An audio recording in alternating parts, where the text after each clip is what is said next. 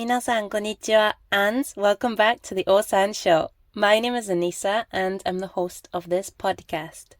In this show, we talk about some of the 90,000 different species of animals that we have here in Japan. So, if you like animals and you like Japan, definitely give this podcast a listen. ぜひ聞いてください。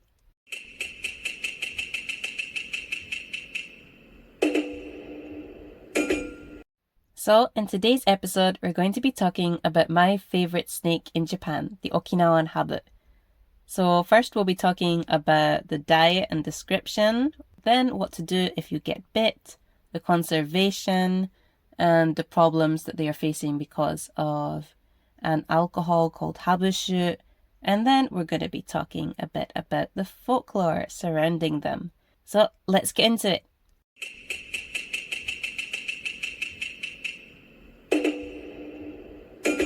In our last episode, The Most Dangerous Animals in Japan, this was a contender for the list, and they are one of the 3 venomous snakes in Japan, so they are extremely dangerous.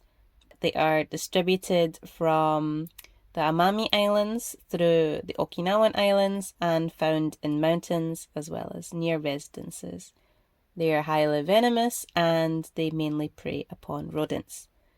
Okinawa is home to 4 species of habu, and the Okinawan habu is the most venomous and longest. The venom they produce is hemotoxic and destroys the blood cells and tissues of the prey. They are primarily nocturnal and they are active in the warmest seasons from about late March to October. And I really want to point out, most snakes are not aggressive, they are defensive. So if you get bitten by one, either the likelihood is it feels threatened by you, so it's going to attack, or you're just walking and they get startled and they bite you. But they can actually feel vibrations in the ground, like most snakes. If you're walking, they can basically feel the vibrations from your footsteps and will move away to avoid you. Why they do this is because actually you're not their prey at all. You're far too big to eat, so they don't have any reason why they would want to be aggressive and try and kill you. So that's something to keep in mind about snakes in general. Most snakes are not out to get you. They are just trying to live.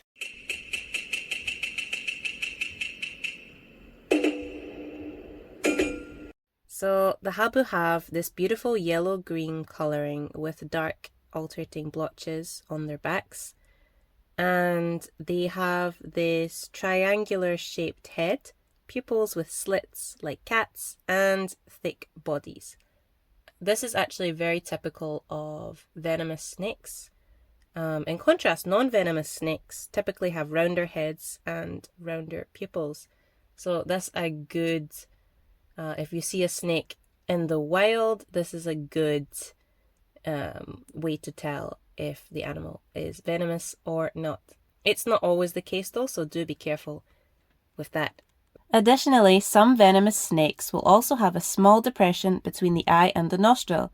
This is called a pit, which is actually used by the snake to sense heat in their prey, because this is how they hunt for their food. And this is why they are called pit vipers. And the habu is a type of pit viper.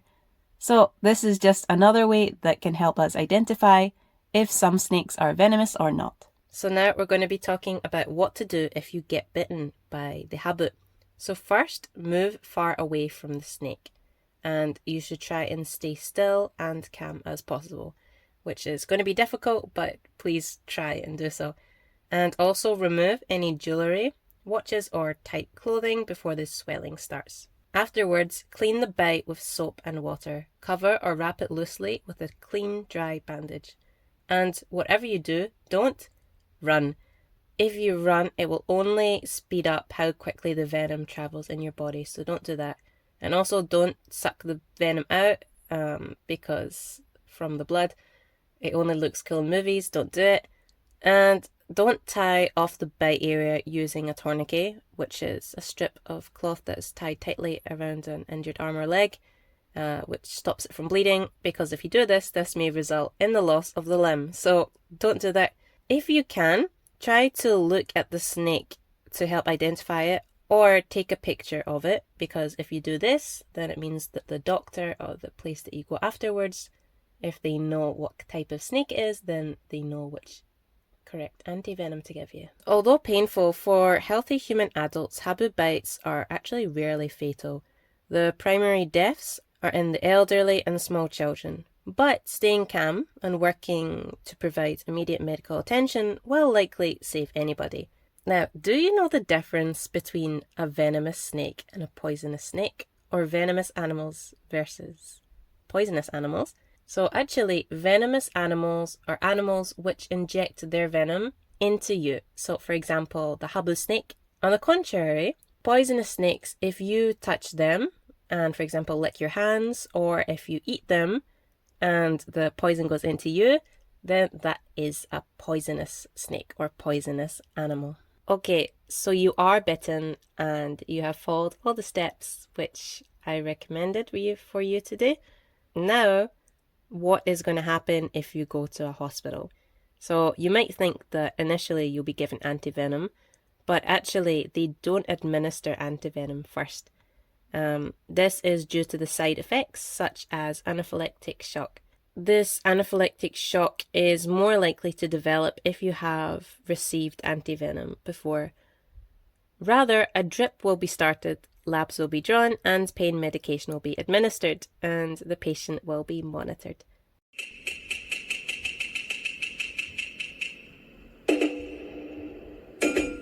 So now we're going to be talking about the conservation status of the habu. So they are actually listed as least concern on the IUCN Red List, but for me this is very suspicious because actually their population number is completely unknown.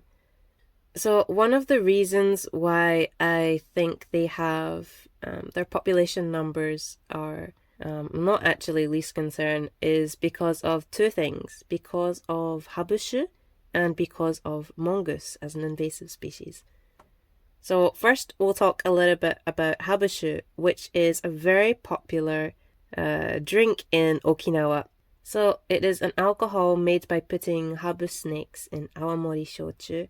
So basically drowning the snakes in this Japanese wine, this traditional Okinawan wine. It is said that drinking habushu may help sexual dysfunction in men. And this is a complete myth. This is a complete lie. The reasoning behind this is because a habu snake is able to mate for as long as 26 hours, which started this belief. But there is no science behind this. It is just a superstition. But it really highlights and really reminds us of how bad a superstition can be to animals. So for the habu, this is one bad superstition, but this is also the reason why other animals are poached, right? So tigers, they are poached for their whiskers and their teeth, because they have thought if you own them, then you can become lucky or powerful, which is a complete lie. That doesn't happen at all. And also it's the reason for rhino horns being poached as well, because people believe that if you grind up a rhino's horn, because somehow this is people's imagination, but a rhino apparently looks like a unicorn, which has magical powers. So it's believed that if you grind up this rhino's horn and you drink it, it's like a magical potion and it can heal all of your problems. It absolutely cannot. So it's just another example that superstitions can be really harmful for animals. So if you ever hear anyone that believes in these superstitions, please tell them to stop talking and get a life. And many people say this isn't having an effect on the population numbers because there are still lots of habu in the environment. However, for me, it's a little bit suspicious because in one shop in Okinawa, you can have around 100 bottles of this habushu, which is the name of the alcohol. And I'm sure you can guess, but there is not just one shop in Okinawa. So I'm not sure of the actual number. No one is sure of the actual number, but I'm sure there are hundreds of bottles of this habu shu, which has a dead habu in the bottom of it. Their skin is also used as a material for making wallets and amulets, so they are also potentially being hunted for that. If you catch and kill a habu, you can be given an award of around 2,000 yen by the government. There is also some evidence of the snake numbers depleting, and this is because the number of bites per year is going down. For me, this isn't complete evidence that the habu numbers are going down. Potentially it could be because less people are working in rice fields where the habu would frequent and bite people there. So if people start working in other jobs like offices or, just normal jobs, not in the rice fields, then the bite numbers could potentially be going down because of that. But still, I'm a little bit concerned about the conservation status of the habu. And because they're an animal that not many people like, people see them as a pest and dangerous. So no one really cares about the conservation of these snakes. Rather, they would actually just have them completely gone instead, which is not a great attitude to have to an animal just because it's dangerous. Because again, as we always say on this podcast, if you take away one of the top predators, then it's going to have effects on the ecosystem. So another potential threat for the habu snakes is actually mongoose, which is an invasive species in Okinawa. So the Japanese government imported mongoose in 1910 in order to reduce the number of habu snakes, but 100 years on, and it has become an ecological disaster because when these mongoose were imported, they ended up eating the native species of birds, other harmless snakes, lizards, and people's chicken coops, and also sweet potatoes. And this makes complete sense, right? Because if you were a mongoose brought into a different country, and you had the option of eating harmless snakes, harmless lizards, harmless birds, or you had the option of risking your life trying to kill a Japanese habu, it's obvious which one you would take, right? So actually, the numbers of habu did not go down at all. The mongoose did not prey on the Japanese habu, but rather on other animals there. So that has become an ecological disaster and an ongoing ecological disaster. There are still conservation efforts in place to try and exterminate the mongoose completely from Okinawa, so hopefully that goes well. There also used to be a tradition, although it is currently banned, thank goodness, of habu and mongoose cage fights. So literally, you can Google this on YouTube if you're interested. Literally putting one habu and one mongoose in a cage and letting them fight and see who wins. It is banned now, but probably there are still some dodgy places which do this in Okinawa, so be careful of that.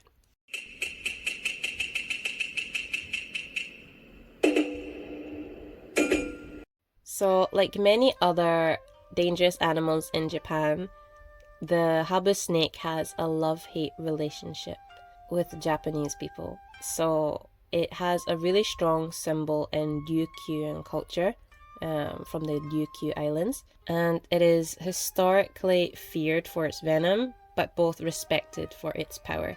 In the cultural lore of Okinawa and the surrounding areas, the habu snake is often associated with danger, transformation, and hidden wisdom. It is known for its survival skills and its ability to remain hidden until it strikes. It embodies several significant traits and powers in animal totem. For example, survival and resilience, transformation, because snakes, like many other snakes, have the ability to shed their skin, which symbolizes renewal and transformation, suggesting a time for personal change or growth. And it also has another trait of hidden emotions and secrets. So the fact that habu remains unseen until it is too late symbolizes hidden truths or emotions that are ready to surface. So those who identify with the habu snake totem may exhibit certain characteristics, including intuition and perception, So people who are guided by the Habu totem often have keen insights and strong intuition. They also may have the traits of protectiveness. Much like the Habu guards its territory, those with this totem are fiercely protective of their loved ones and personal boundaries. And if you see a Habu snake in the wild, it could also mean certain things. For example, a reminder to stay aware and cautious, emphasizing the need for vigilance and mindfulness in one's life. And if you see the Habu in a relaxed position in the wild, it could symbolize a period of calm and stability, while seeing it in a striking position might suggest imminent change or a latent threat. Interestingly, dreaming of a Habu snake can also represent underlying fears or unresolved issues that needs addressing. Snake behaviors have different meanings and provides further clues about upcoming transformation phase. And also, if you have or see a Habu close to your home, it implies you need to pay attention to your personal life or domestic matters. So actually, they do have a lot of folklore surrounding them. And that brings us to the end of today's episode on the Okinawan Habu. I hope you learned a few things about one of Japan's most dangerous but beautiful snakes. I also hope this has made you appreciate them more, as well as convincing you not to drink habushu. If you go to Okinawa, I hope you have the chance to see one of these beautiful animals from afar and from a safe distance, and also enjoy some of the other beautiful animals Okinawa has. Let me know what you thought of this episode by sending me a message on Instagram or email, and feel free to suggest which animal you would like me to talk about next. Mata ne! Bye bye!